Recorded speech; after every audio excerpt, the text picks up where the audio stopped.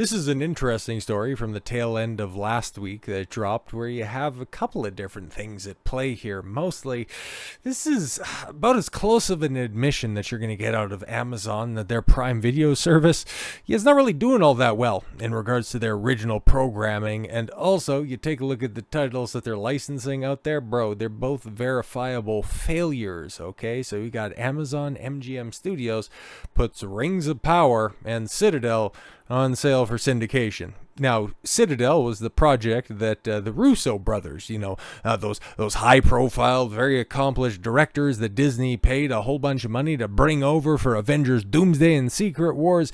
Yeah, one of the first projects that they made that ended up flopping and got canceled after one season, after how many hundreds of millions of dollars? And, of course, Rings of Power, a show that lost 60% of its audience before the conclusion of the first season, and, yeah, dropped off a cliff in the second, which is, hey, it's been greenlit for a third season. Oh boy, can't wait for that.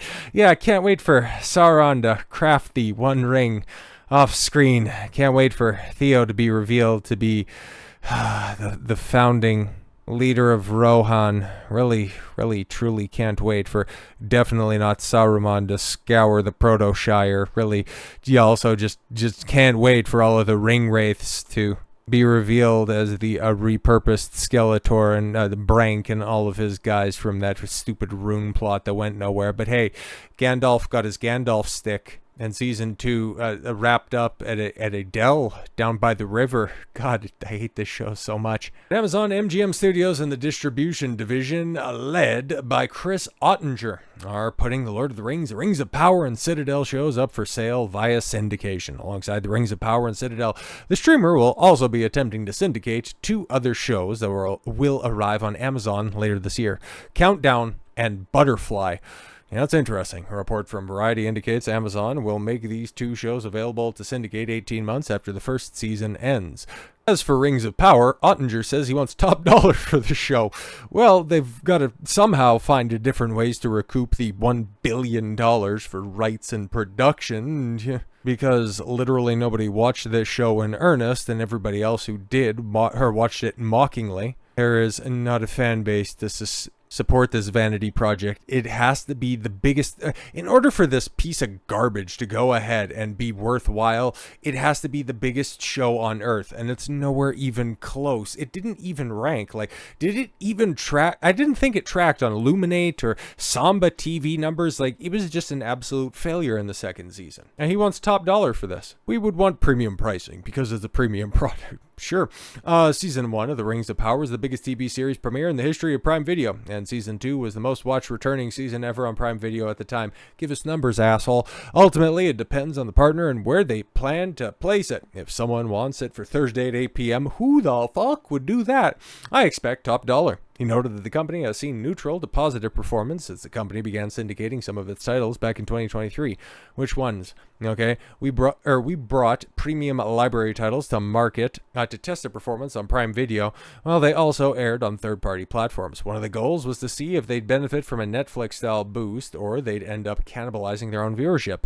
The effect we saw was neutral to positive for Prime Video. Oh wow, so it was either a break-even or a little bit better on the second largest streaming platform in existence. Yeah, see, there's Gandalf. Look at that. It's Gandalf, and he's probably going to go on another MacGuffin quest rather in season 3 to get his hat, or maybe he'll go ahead and stumble into Moria because they need to go ahead, and these fucking hack writers that are there, because remember how Gandalf said, I have no memory of this place, of the Mines of Moria in the Fellowship, so we need to go ahead and explain why he has a comprehensive understanding of the rest of Middle Earth but not Moria. So he probably has to go in there and, oh my god, I can't believe it, but yeah, he probably has to go in there and fight the Balrog before he fought the Balrog in Fellowship, because I hate this show so much. Oh god, everything that they could do makes me sick.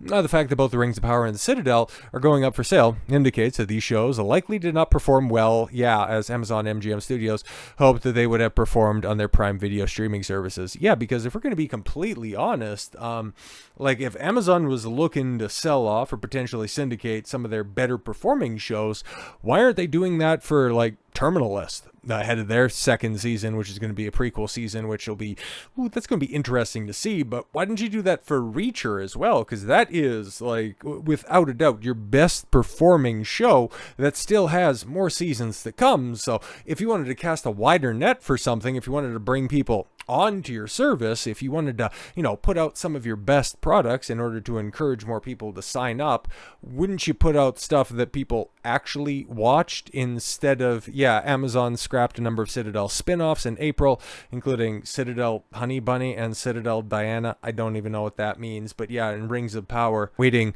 months after the conclusion of season 2 to greenlight season 3, even at the beginning of this vanity project, saying that, we were already going ahead with 5 seasons, kind of lets you know that they're definitely on a ticking clock. And if season 3 doesn't perform, which it's going to be an abomination when Numenor sinks probably in the midway point of the season. I legitimately don't know. Like, why would Sauron, basically sacked a Region in an afternoon because the elves are so goddamn incompetent? Why does he need to go ahead and multiply his power if he can ostensibly go anywhere that he wants unencumbered against a vastly depleted elven army, and the only people standing in his way are apparently Numenor, and they're totally fucked in and of themselves? Like, it's, oh man, like how they're butchering the source material. It's easy to really put out your mind that Rings of Power is even remotely a story drawing off of Tolkien's Legendarium, because outside of just a couple of recognizable names, like, it bears absolutely no resemblance. And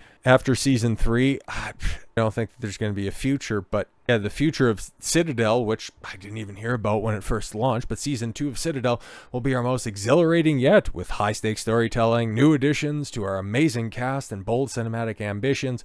It premieres globally in the second quarter of 2026. When did the first season come out? I don't even remember. But concerning the Rings of Power, the show has bled viewership during, both during its first and second seasons.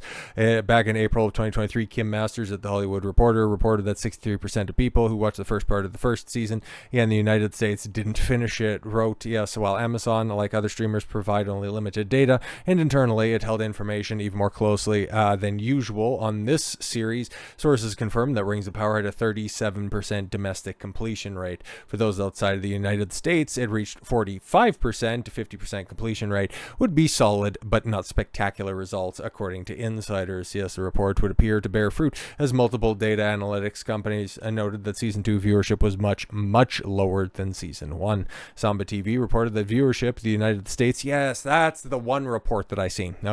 Season 2 premiere declined by 50% compared to the season 1 premiere, but it was also, because the way that you could go ahead and also massage those numbers is it was even worse, because, September 2022, the firm reported that the show season 1 premiere attracted 1.8 million U.S. households, and then 900,000 for season 2, right? 902,000. And yes, that was the first episode over 5 days, as opposed to 1.8 million during the first 4 days. So even worse. And there were 3 episodes that dropped for season 2, as opposed to 2 episodes that dropped for season 1. So several different times over, like, every perceivable metric. We don't have anything for Citadel, even though Amazon's like, we're totally going to go forward with that. All of these legacy, big budget, premier, prime, high budget projects that Amazon has put out that got greenlit by Jennifer Salke, haven't necessarily fared as well in the long term. But if they're putting out all of their premium stuff that they're,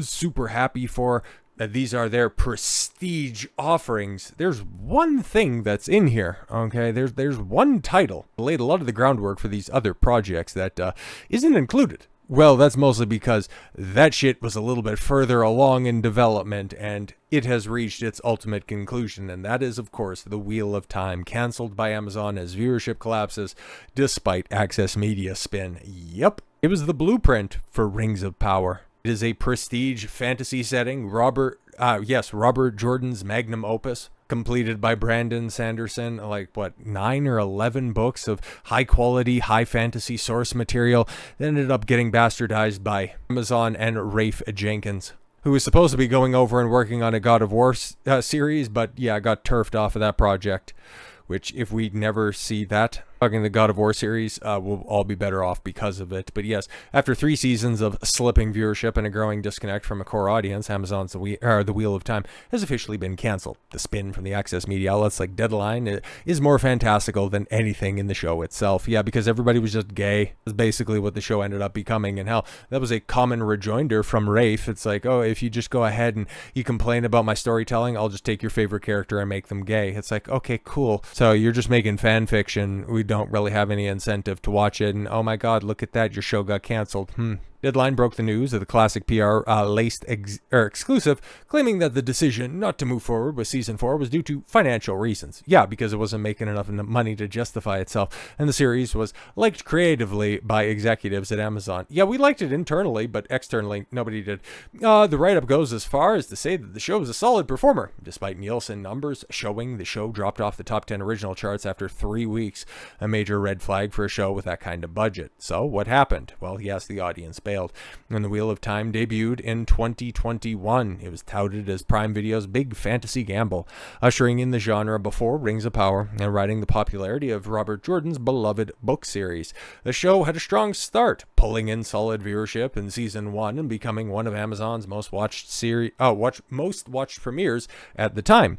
But by season 3, the audience had largely moved on. Well, hell, by season 2, most people had moved on. According to her Deadline's own report, the show slipped off the Nielsen top 10 after only 3 weeks. Compare that to season 1 and 2, and it stayed in the charts for the duration of their runs. While Amazon attempted to frame Wheel of Time as a global performer, no concrete international viewership numbers were shared. And if it was such a global performer, why didn't you also put that up for syndication? Okay, you're not going to be airing anything else moving forward, meaning that you've basically reached saturation with the product on your own platform. Wouldn't it be prime to go other places? Pun not intended? Exactly. And there's nothing, we've learned from any of these streaming platforms is that silence usually means the numbers aren't good. Exactly. One major reason for the show struggled to maintain its audience, it alienated longtime book fans almost immediately from the start. Wheel of Time was labeled by many as another woke reimagining of beloved source material. And honestly, like that that description of a product, it's just simply being woke.